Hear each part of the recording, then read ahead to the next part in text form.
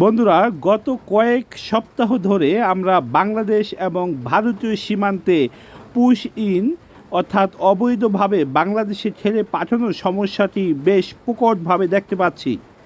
সীমান্তে push in অর্থাৎ অবৈধভাবে ঠেলে বাংলাদেশে লোকজন পাঠানোকে এই বিষয়টি মূলত ভারতের অভ্যন্তরীণ রাজনীতি, রাজ্য সরকারের ধরপাকড় এবং নাগরিকত্ব যাচাইয়ের মতো জটিলতার কারণেই ঘটছে।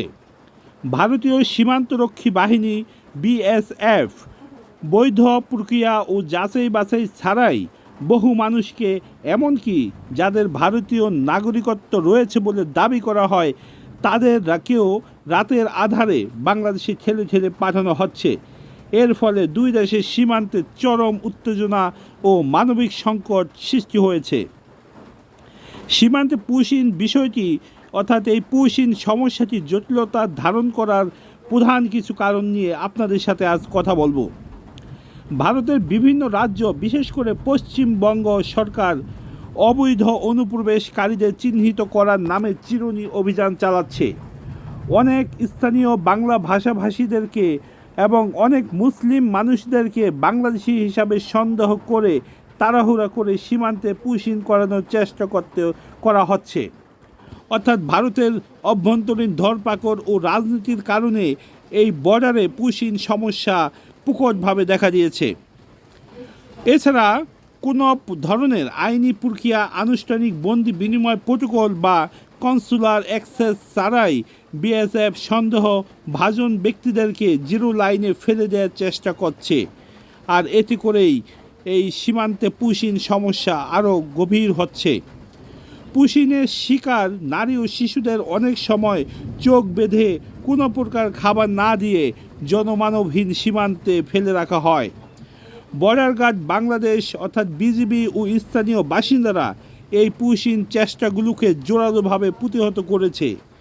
বিজিবি এর তীব্র প্রতিবাদ জানাচ্ছে এবং উভয় বাহিনীর মধ্যে সীমান্তে উত্তেজনা আরও প্রকট হয়ে গভীরতর সমস্যা এবং গভীরতর সংকট হিসাবে আবির্ভূত হয়েছে।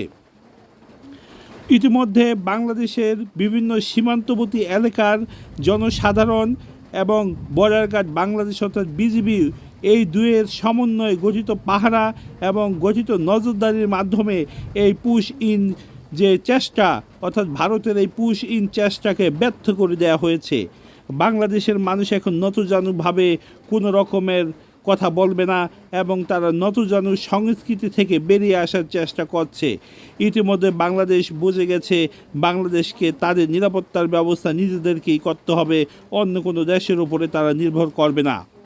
সীমান্ত ব্যবস্থাপনা নিয়ে দুই দেশের মধ্যে সুনির্দিষ্ট প্রোটোকল বা গাইডলাইন যেমন সিবিএমপি চুক্তি থাকলেও তা অমান্য করে একতরফাভাবে ভারত এই কাজগুলি করে যাচ্ছে, যা নিয়ে কূটনৈতিক পর্যায়েও বিভিন্ন রকমের বিরোধ চলছে। তো বন্ধুরা, আপনারা কি মনে করেন যে ভারতের যে বিএসএফ আছে তারা এইভাবে পুশ ইন করে বাংলাদেশের সীমান্তে চাইলেই তাদের নাগরিক, তাদের দেশের মানুষকে পাঠাতে পারবে? আর এই রকম পাঠালে কি বাংলাদেশের বিজিবি বাংলাদেশের সীমান্ত এলাকার মানুষ কি মেনে নেবে? কখনোই এটা বাংলাদেশ মেনে নেবে না। তো বন্ধুরা, ভালো থাকবেন। পরবর্তীতে অন্য কোনো ভিডিওতে আবার দেখা হবে। আসসালামু আলাইকুম।